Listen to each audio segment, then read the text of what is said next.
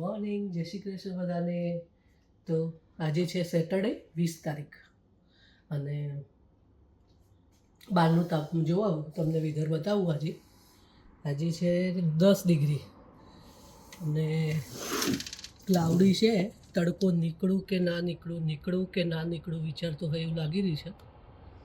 અને ધીમે ધીમે ગ્રીનરી બી તમને દેખાશે થોડી અને અહીંયા ગ્રીન ગ્રાસ ને બધું છે ને એકદમ ફાસ્ટ ગ્રો થતું હોય છે. અત્યારે તમને આવું દેખાય છે. જો વેધર સારું નીકળે ને તો 1 વીકમાં તો તમને બધું એકદમ લીલુંછમ થઈ જાય. એટલે 10 ડિગ્રી છે પણ સ્વેટર જેકેટ વગર નીકળાય એવું તો નથી જ, ઠંડી તો છે જ. અને ઘરે બને છે દાલ ઢોકળી. ચાલો દાલ ઢોકળી બનાવીએ મારી સાથે. અહીંયા છે ને તુવેરની દાળ છે ને મેં 1.5 વાટકી લીધી હતી. અમે 4 જણા. અમે જ્યારે કુકરમાં બાફવા માટે મૂકીને ત્યારે દાળ, મીઠું અને હળદર એટલું નાખીને 5 સીટી વગાડી દીધી અને અત્યારે એને વલોવી અને મૂકી દીધી છે. હવે આપણે બનાવીએ. એક બાજુ જો સિંગદાણા હવે નાખી દેવાના. સિંગદાણા, ટમેટું એને નાખી દીધું. એક બાજુ આને મૂકી દેવાનું, બીજી બાજુ લોટ બાંધવાનો. ફટાફટ થઈ જાય. દાલ ઢોકળી એટલે ઇન્સ્ટન્ટ બનતી વાનગી એવું કહી શકીએ આપણે. એમાં આપણે નાખી દઈએ હળદર. પહેલાં બાફતી વખતે જે મૂકી હતી ને એ ખાલી ચપટી નાખીએ કલર માટે. એમાં નાખીએ ને બાફતી વખતે જ્યારે બોઇલ કરતી વખતે ત્યારે કલર સારો આવે એટલા માટે. અને મરચું, ચપટી ધાણા જીરું આટલું નાખીએ અત્યારે ઉકળતું થાય અને એના પછી આપણે લોટ બાંધીએ. એક બાજુ વઘાર કરીશું, તૈયારી કરીશું. જેમ બનાવતા જઈએ તેમ તમને હું બતાવતી જઉં. બીજી બાજુ અહીંયા લોટ બાંધવા માટે મેં ઘઉંનો લોટ અને ચપટી ચણાનો લોટ નાખ્યો છે. એના લીધે છે ને સ્મેલ સરસ આવે છે ચણાના લોટથી. એટલે એક બાજુ મેં એ લોટ બાંધવા માટે તૈયારી કરી છે. ચાલો શું નાખવાનું? તેમાં મેઇન છે અજમો. ચપટી અજમો નાખી દેવાનો. મીઠું જેવું જોતું હોય એવું નાખી દેવાનું. મીઠું, તલ, હળદર, મરચું, ધાણા જીરું, ગરમ મસાલો. ફટાફટ બની જશે હમણાં થોડીક જ વારમાં. એક બાજુ આપણી દાળ ઉકળે છે. આપણે મોઈન માટે તેલ નાખી દઈએ. ઘી નાખવું ઘી નાખવાનું, તેલ નાખવું તેલ નાખવાનું. આ તેલ છે, મોઈ દઈએ. બરાબર મિક્સ કરી અને આપણે લોટ બાંધી દઈએ.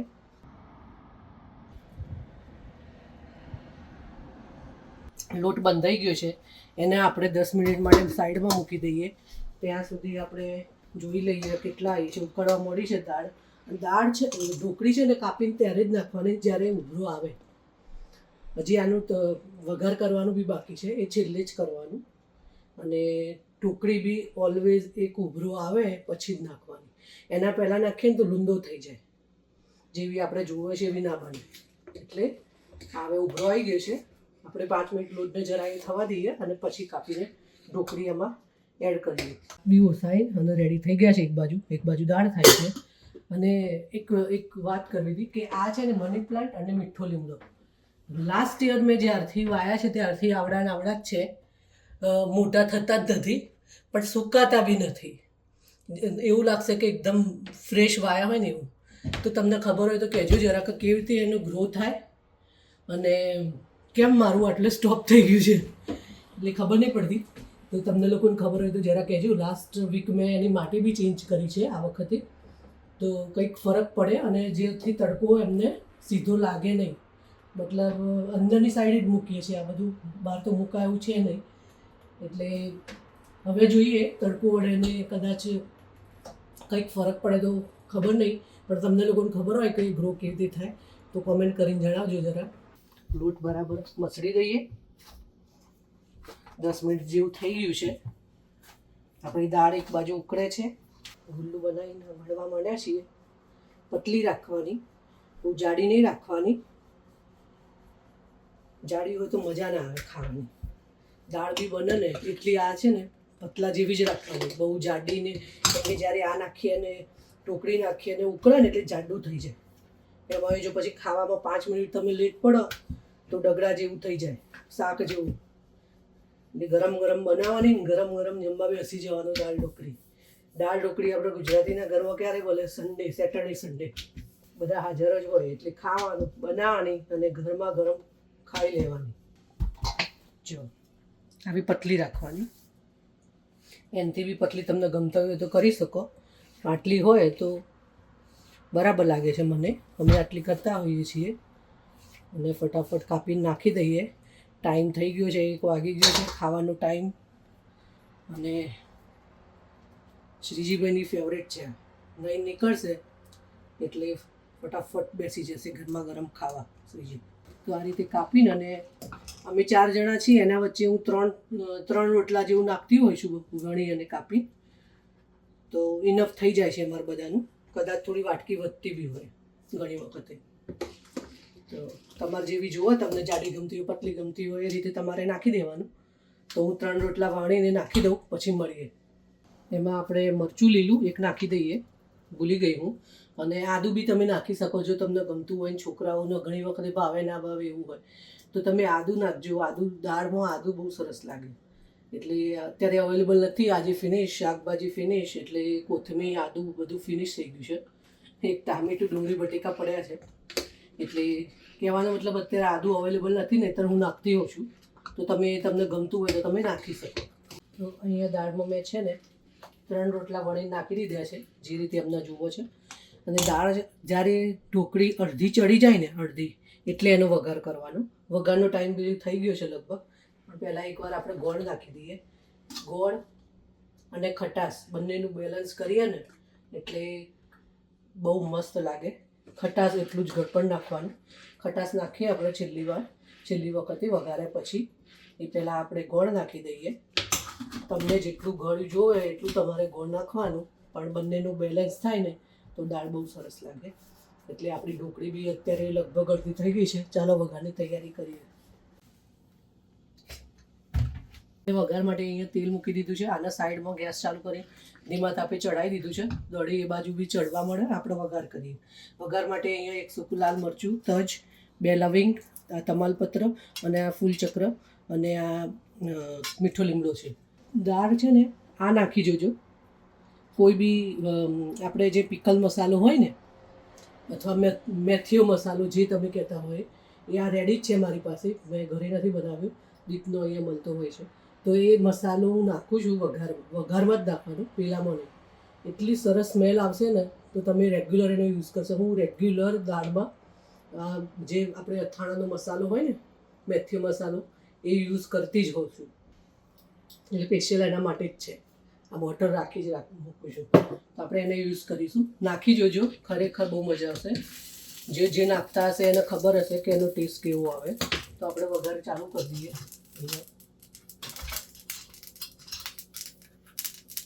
રાઈ નાખીએ. રાઈ ફૂટી જાય એટલે બીજું નાખવાનું. ફૂટવા દઈએ એને. ચપટી જીરું, ચપટી હિંગ,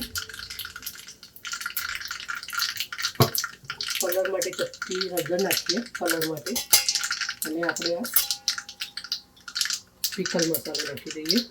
1 જ ચમચી નાખવાની, બહુ નહીં નાખવાની. એક ત્યારે નાખવાની એ સ્ટેજ ઉપર કે નાખીને સીધું આપણે ફટાક લઈને આમ હલાવીને કાળો ના પડી જાય. કાળો પડી જાય એ પહેલાં આપણે એનો વઘારમાં યુઝ કરી દેવાનો. કલર બી આવશે ને સાથે છે ને ટેસ્ટ બી આવશે એનાથી.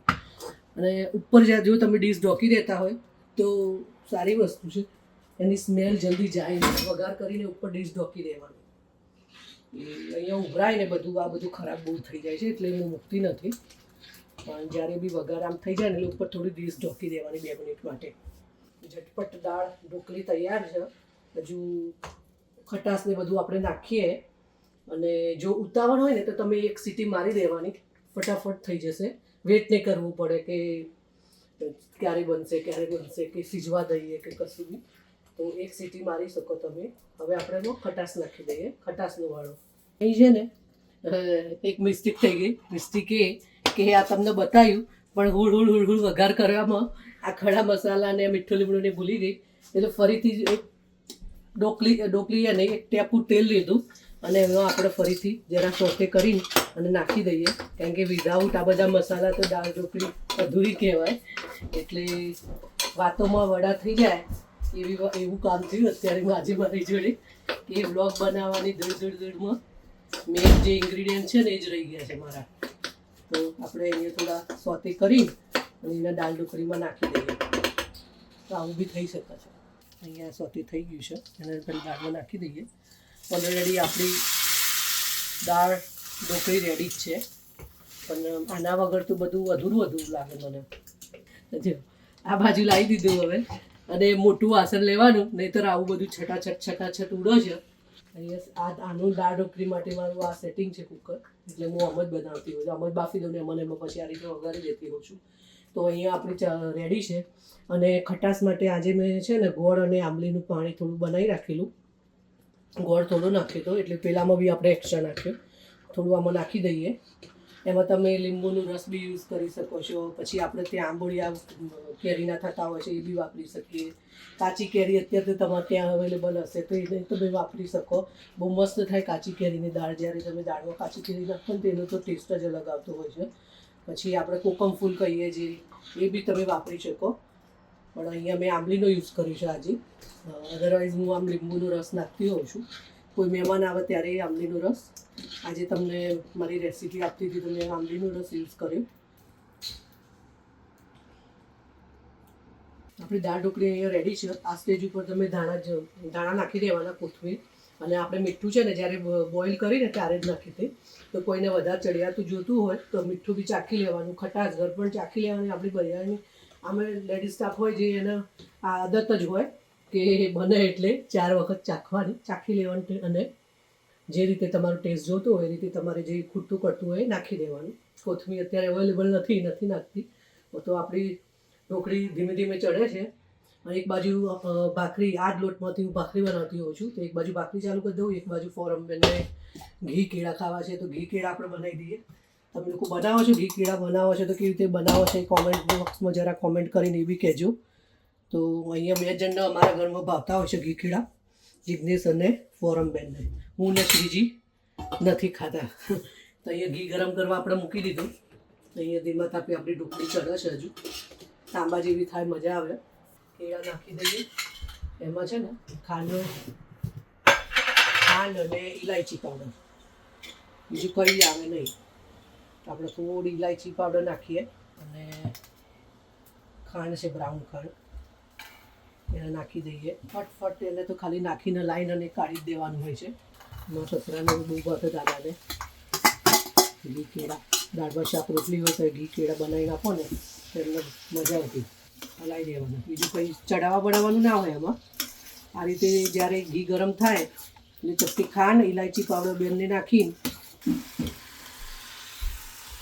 દાળ ઢોકળી રેડી થઈ ગઈ છે. એ રાઈસ આપણે જે બનાવી હતા રેડી થઈ ગયા છે. ઘી કેળા રેડી છે. ભાખરી કરવાની બાકી છે, ટાઈમ થઈ ગયો છે. તો વિડીયોનો આજે અહીંયા એન્ડ કરીએ. અને તમને જો દાળ ઢોકળીની રેસીપી ગમી હોય તો કમેન્ટ બી કરજો, અને લાઇક, શેર અને સબસ્ક્રાઈબ બી કરજો. ફરીથી મળીશું નેક્સ્ટ વ્લોગમાં. Bye bye.